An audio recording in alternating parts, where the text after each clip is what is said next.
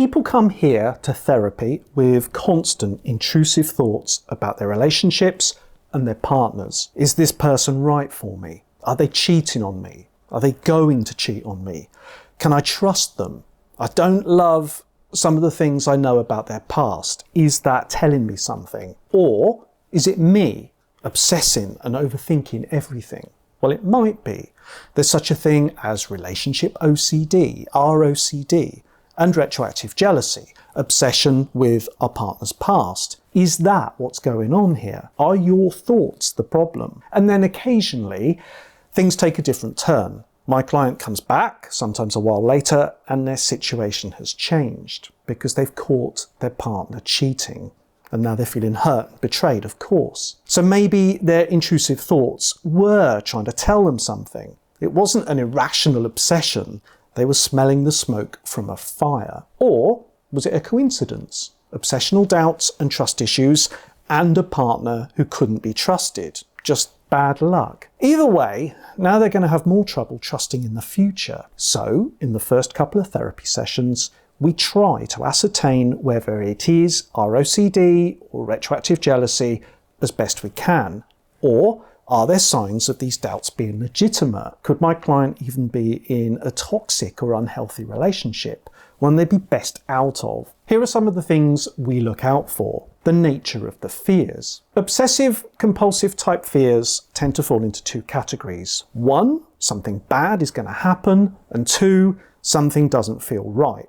Now with retroactive jealousy, it's something about the past that doesn't feel right, or it feels downright wrong or intolerable. And when we really examine them, the thoughts tend to be general or hypothetical. What if they cheat on me? What if I'm not as fun or successful or as good in bed as their ex? Or I don't approve of their sexual past.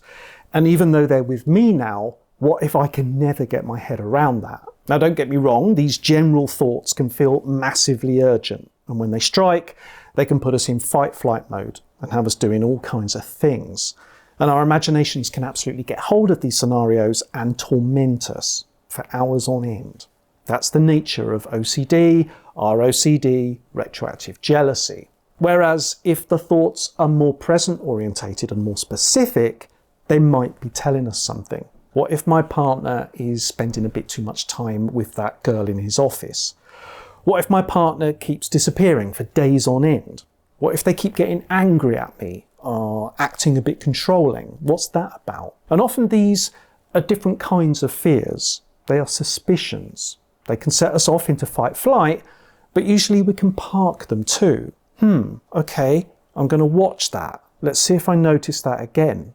Nagging doubts that feel serious, but not urgent panic stations. The kinds of thoughts that feel less obsessional and they might have some foundation. In the therapy room, we'll ask if there's any evidence. The patterns of the problem. People struggling with ROCD or retroactive jealousy have often had similar thoughts and feelings in their previous relationships. So they've noticed a pattern.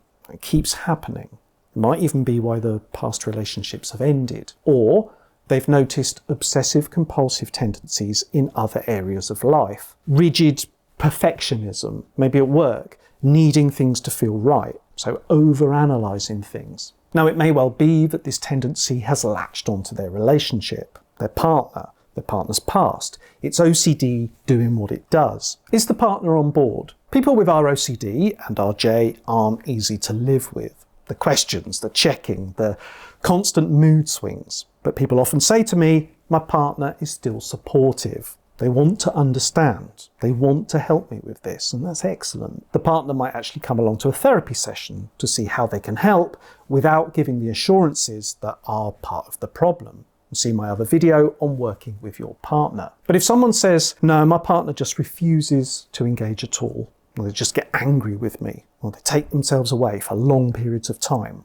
OCD can be intensely difficult for the partner. I get it.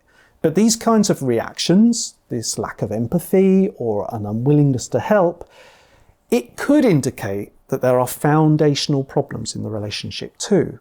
ROCD or retroactive jealousy might be going on, but it's not all on you and your thoughts. And we should take this into account in therapy. So a takeaway for me as a therapist, Try not to make assumptions. All the more reason to fully assess the triggers, the thoughts and the fears.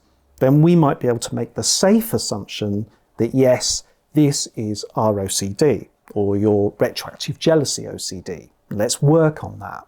Let's take that leap of faith and try some exposure work. Or let's consider whether your partner is giving you some cause for concern here. Actively, now in the present. Shall we talk about some couples therapy?